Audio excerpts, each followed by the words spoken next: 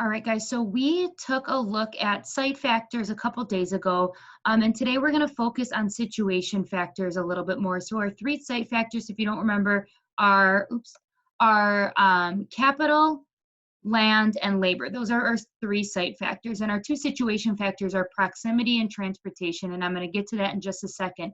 But if you don't already have your vocab sheet out, go ahead and get that out right now. I think I introduced 5 or 6 new terms. I mean, you're going to want to know them because you probably will see them on our test. Like I said, this test is super term heavy, and the unit is just super term heavy. So make sure you're writing these definitions down as I go. All right, situation factors is vocab term number 1. So go ahead and find that. Situation factors are basically, it focuses on transporting materials to and from a factory. Like I said, we get into transportation and proximity in just a second, but when you are running a business or when you create a business or whatever, you are seeking a location or you're trying to find a location that totally minimizes the cost of transporting raw materials to your factory and then transporting that finished product from your factory to the consumer, right? You want to try and minimize all the money you have to use, minimize the costs, and you want to find that right location. Okay. Basically, situation factors are location factors related to the transportation of materials into and from a factory. All right. So like I said, our two situation factors are proximity and transportation. You guys know what transportation is. That's not on your vocab sheet. And it's simply how to ship or how to transport raw materials and finished products. Okay.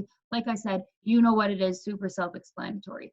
Proximity is on your vocab sheet. Okay. This is the nearness or closeness, or what surrounds your factory, okay? Like I said, situation factors focus on minimizing the cost of transportation. So when you're finding a location, what's around your business? What's around your factories? How long does it take to transport this finished product to the consumer? Or how long is it gonna take for me to get these raw materials to make whatever it is I'm making, okay? What is near or what is around or surrounding your business?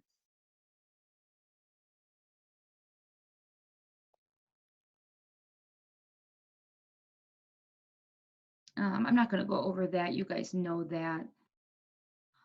Bulk reducing and bulk gaining are on your vocab sheet. Both of them are on there, so make sure you guys are writing this down. Bulk reducing industry. Now, these are tricky, so I want you guys to pay attention. Bulk reducing industry is when your input or your raw materials weigh more than the finished product.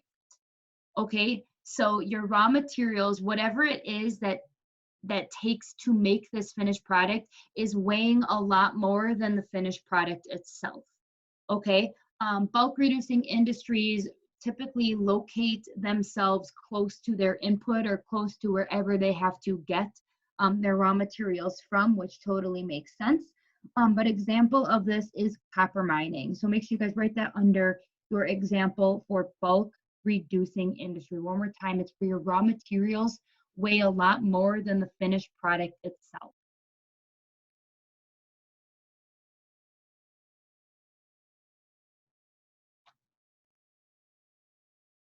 All right, and bulk gaining is the complete opposite. So bulk gaining is when the inputs or your raw products weigh less than the finished product, okay?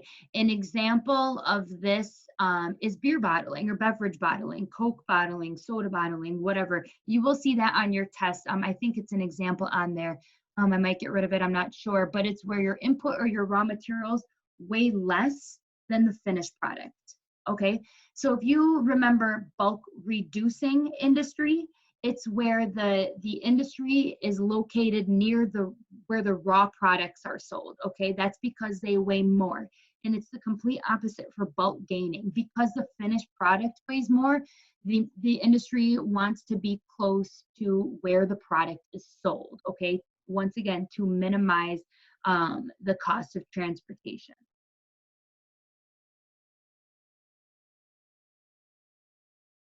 All right, single market manufacturer is on your vocab sheet as well. And it's simple as this. It's a specialized manufacturer with only one or two customers, okay? Because it basically only makes one or two things. YKK Zippers is the example I have here, where they're simply just focused on making zippers and that's it. So they only have one or two customers because they only make that one thing.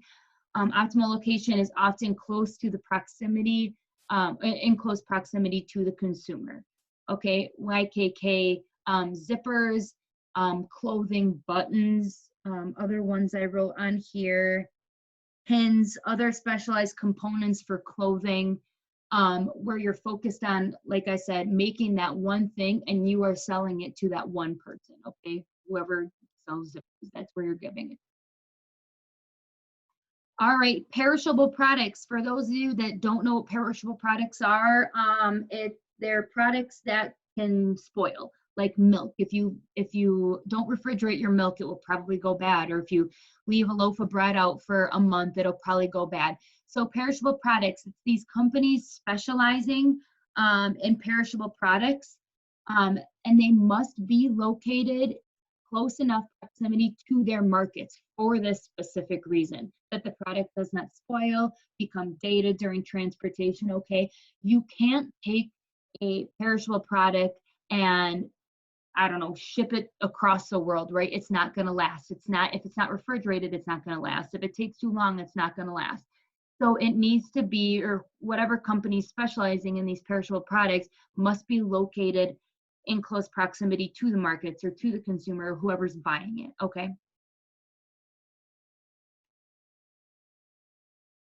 Oops.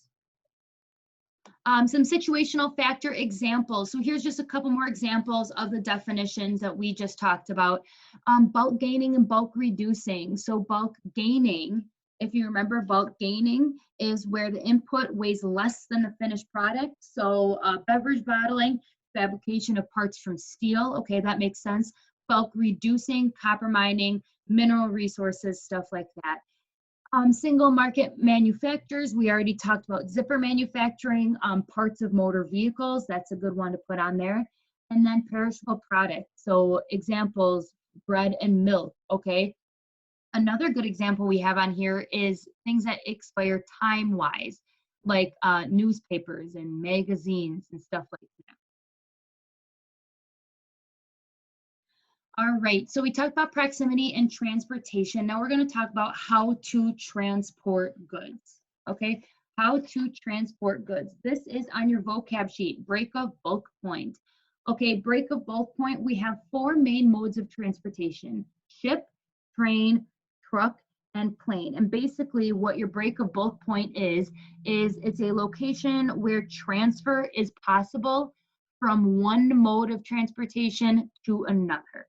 I'm going to say that again. It's a specific location where you can change modes of transportation. So if you're delivering something from plane, okay, and then you want to load it onto a semi, wherever you dropped off that plane or wherever you're loading that semi, that is a break of bulk point, okay? It can work from different modes of transportation. If you just look at my examples here, our four main modes of transportation are ship, train, truck, and plane. So some of these might work, some of them might not. It might not necessarily work to have your whatever it is you're transporting on a ship and then try to get it to a plane. I don't know how that works, but if it does work, that's your break of bulk point where you're shifting that transportation, okay?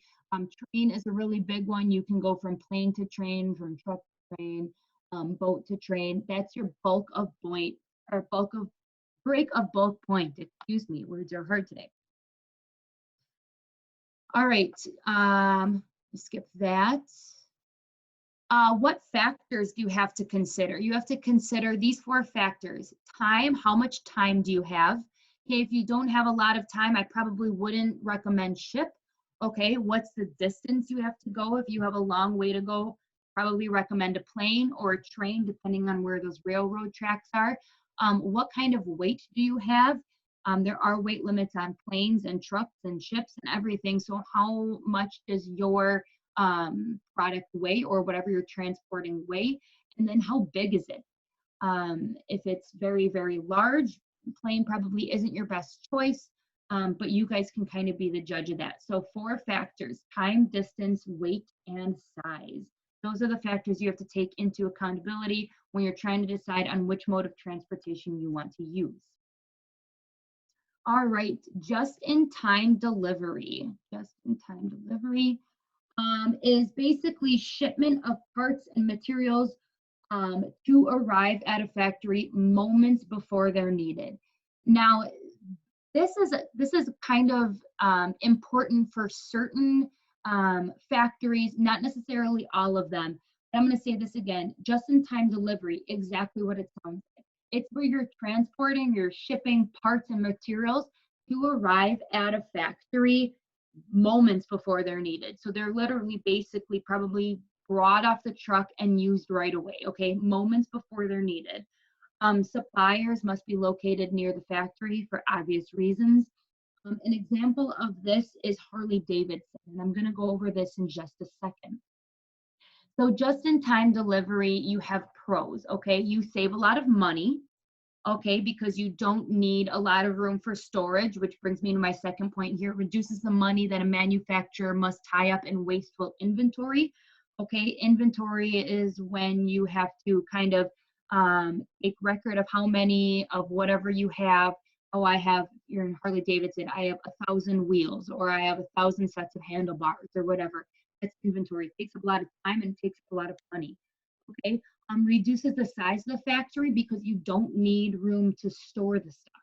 Okay, Harley Davidson, those raw materials, the wheels, the handlebars, whatever it is to take to make a motorcycle or whatever, it doesn't take a lot of space, or those do take a lot of space, excuse me. So without storing it, you don't have to waste time for inventory, and you don't have to waste space for storage. Okay, so these factories are a lot smaller. You're not taking up a lot of space.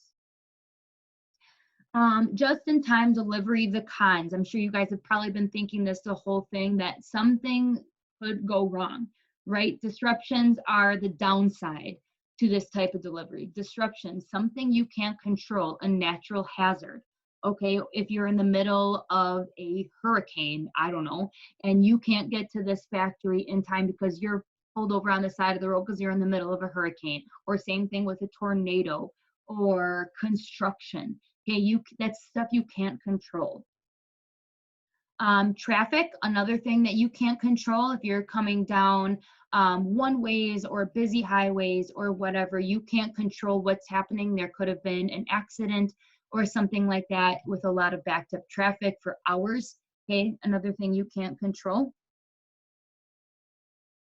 And labor unrest, that has to do with our workers, right? All right, so that's where we're gonna stop. If you didn't, I'm gonna go back to this one. If you didn't get our vocab, we had just-in-time delivery, break of bulk point, perishable products, bulk gaining, bulk reducing, single market manufacturer, situation factors, and proximity. Okay, so if you didn't get those, stop, rewind, go find them, but make sure you guys have those.